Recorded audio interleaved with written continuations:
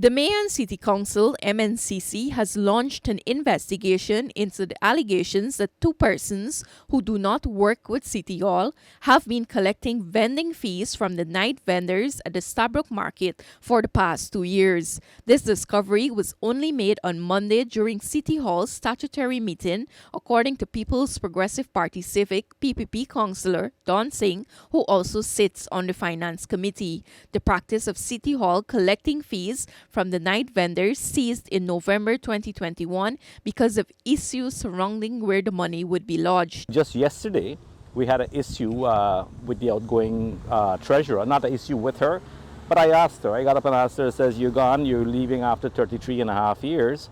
I mean, what suggestions would you leave with us to, bring some revenue into the city?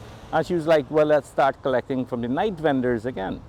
And I asked her, I says, how long has this been going on? She says, well, 2 years we've not collected from the city vendors. And a whole bunch of councillors jumped up and says, well, that's a lie, because we see people collecting from the night vendors on Stabroek Market every single night.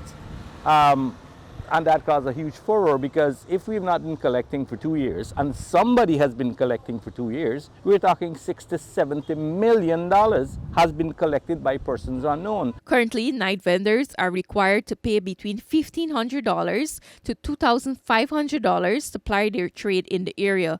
There are approximately 60 to 100 vendors who sell in the nights. Singh said the individuals involved in the fraudulent act are purporting to be City Constabulary officers bearing credentials from City Hall. They also issue receipts after payments are made. Fraud, criminality to the highest extent. They're paying purportedly to City Hall, but not what dime has come into City Hall from that in 2 years, but collection is happening.